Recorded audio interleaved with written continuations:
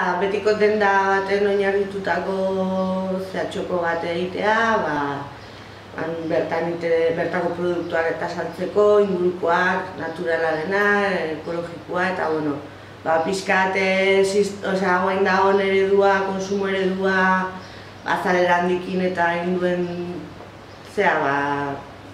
kalte horrek kontrako, betiko histori bat dago, azkenen ez da inventoik ez, baina, hortan oinarrituta dago proiektu hau.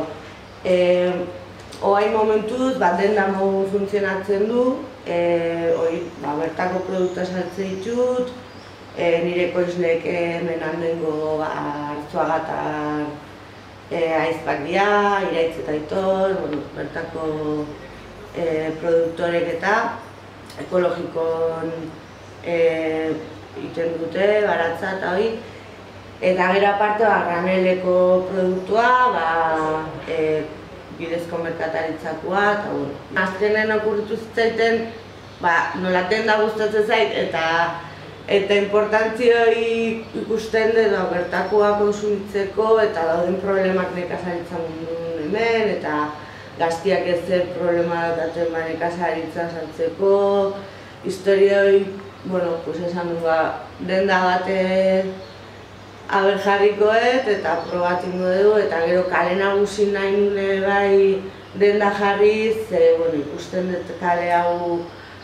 asko jeitsi dela, lehen zen bizitza guztia, komertziotenak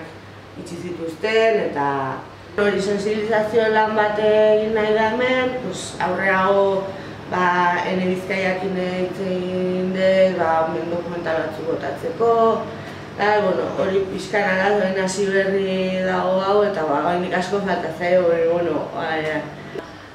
postutxo bat jartzeko asmoak ate bai,